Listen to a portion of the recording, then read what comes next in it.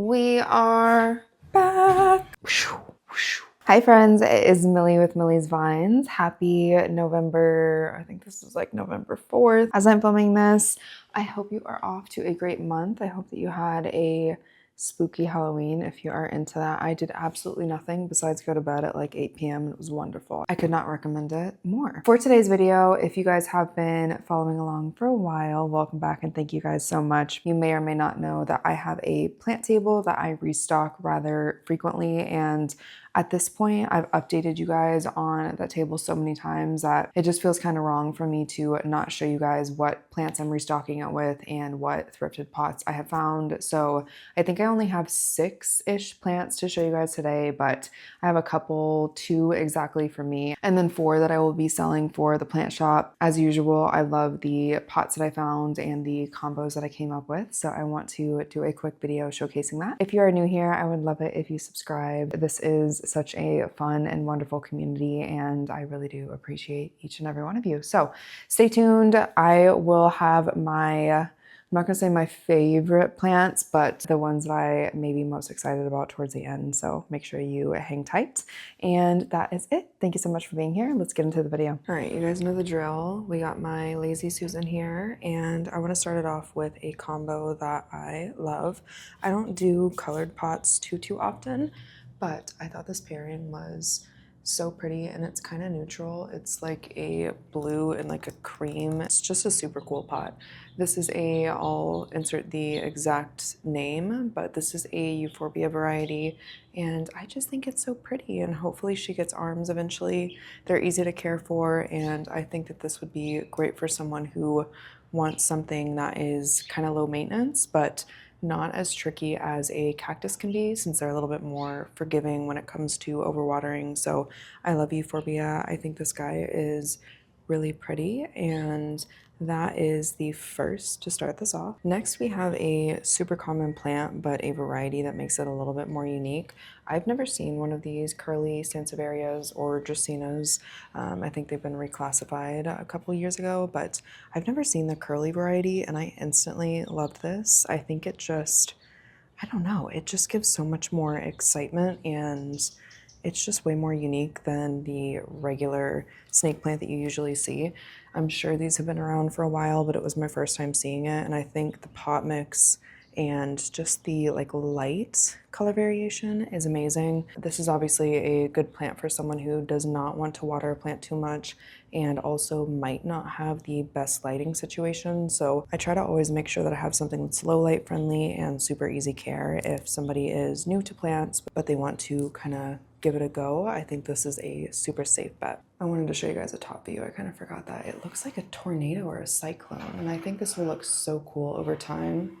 I don't know. I'm kind of like, do I want to keep this one? I'm not going to, but I am tempted. This is my second time getting a Song of India, but I have found that the first one that I sold, someone was really in love with it. It got a lot of attention from different people that were looking at the plant table. I think they're so pretty, they're so timeless, and they're really easy to care for. And it kind of gives you the feel of having a plant, but it kind of gives more of a tree vibe. So I love them. I'm really partial to these. It's in a super neutral color planter, which I think will help when it comes to different homes that it can go in, and they're just really easy. So I know I've had one of these before, but I feel like it's a good staple to have, and they only get cooler over time. So that is the third. I'm saving some of my more unique and rare ones for the upcoming ones. Up close of this one as well, I love a pot that is like super simple but has some texture to it. I think it just elevates it a lot. And the thing when it comes to like selling plants is that you want to make sure that you don't do too much to where maybe it's too crazy of a pot and people wouldn't think that it would look good in their home. So I'm trying to make sure it's super neutral. This guy is just a baby, but I swear they get so pretty when they are big, and I just think it's an option that I really do love having. As I bring this one out, I am remembering that I forgot to look up its name. I know what it is. I think it's one of those silver coin plants that do well typically outdoors. In Arizona, that's kind of a stretch, probably not direct sunlight here, but these are so thick, I cannot explain it. and I just think they are so cute. I will insert a picture of, I went to dog sit at one of my friend's spots and she had one growing outside and it was thriving. Let me get you guys a little bit closer. It is so cool. It kind of reminds me of like a mix of the Hoya Mathilde and like Peperomia Hope, but it is dense, y'all. Like I can't even like fold this one. It is so thick. So more drought tolerant, I would say, can take a decent amount of sun, and once they start trailing, they look so cool. This is a pot that I thrifted a while ago, and I made sure to do a lot of, it's like a chunky cacti soil mix in here because this is more of a ceramic pot. That might have been a risky move, but on the plant care card, I'm just going to say that it needs little water and it should be good to go. We'll get a close-up of this guy as well. I really am so obsessed with this, just everything about it. I love the top rocks mixed with this pot. I love the pot with the plant. I just think it looks so cute, and it's only like a couple pieces now. It's super small, but like I said, I will show what it gets like when it is more mature, and I think this could do good in a really sunny window or like a shaded patio. So I think it's a good option for something more unique, but that can also take the Arizona heat and sun to a certain extent. So I love it. I have never gotten this plant before, and I'm super excited to see how it does. Okay, I will not lie, the next two are for me. I have been eyeing this plant for a while, but I have not seen one available in person, so I can at least like look and like get a good feel for it. I am blanking on the name of this. I think it is it's an elephante. Dioscorea? I'm not sure. I am not sure. But I found this pot at Goodwill right after I found this plant, and I am actually obsessed. This is like one of my most favorite terracotta pots that I've ever found. I'll get a close-up of it because the lighting is not doing it justice, but I love this like rounded, like fatter lip up here, and I think it looks so good with like a caudex type plant.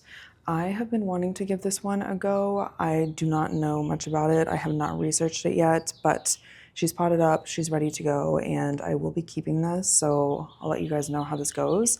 I think it was like 15 bucks, so if push comes to shove and something does happen to it, it wasn't the biggest like financial risk that I've ever taken, so we will see. But I think this is adorable and I can't wait to find a spot for her. Like, look at this pot. Is this not so cute? I know it's so simple and so basic, but I am obsessed with it. And it's so light in color. I love everything about it. You can't really see the caudex because it's so small, but I just love how this is trailing. I love the leaf shape. It is just, I don't know, I'm so excited to have her. Like I said, don't know much about her, but I have been eyeing this, so you know, no better time to give it a try than now. But she's really pretty, she's really cute. I love this pot and I could not be happier. Last but not least is this guy. We have a Hoya retusa. I personally love this plant. Now, I know some people will not like this at all, and I totally get that it gives like, I found this growing in between some cement blocks outside, but I love it. I love a weird Hoya. I love a weird Hoya. It's so different from like the linearis or like a paradoxa. It's so unique. I honestly love how stringy it looks and how it just looks like something that you'd find like out on a farm in between a crevice of pavement. Like, I don't know, that's the only way I know how to describe this. Moment of silence for this pot as well. I was gonna use this for a matcha bowl, but when I got this plant and I realized I didn't really have a pot for it, I was like, wait a second, I might actually have to sacrifice this. Drilled a hole in it, and Hoyas, honestly, I'm assuming this is more like the watering needs of a linearis. It might be a little bit more thirsty, just given the thinness of the leaves. Not sure about that, don't quote me on that. But I think this combo is a match made in heaven. This is one of my, I don't know, I feel really good about this combo. It is so pretty. I'm kind of just taking it in. I have seen the flowers on this plant at Bountiful Gardens in New Jersey, and the flowers are so delicate and so beautiful. And once this is trailing, I think it will look absolutely insane. So I wanted to end the video here with this guy because I'm in love, and I hope you are too. I mean, look at her. Is this not insane? This is just one of the prettiest pots ever. I love this plant. I can't decide if I should do a top rock. It seems like it's really yearning for top rocks. If I did, I'd probably do like a lighter like pumice alternative. I'm not sure. I probably will because it's just, if it was more dense, I might not, but I just feel like it looks like it's missing something. But from the side, that is so crazy. It really is so crazy. This is probably one of my most favorite repots that I've done.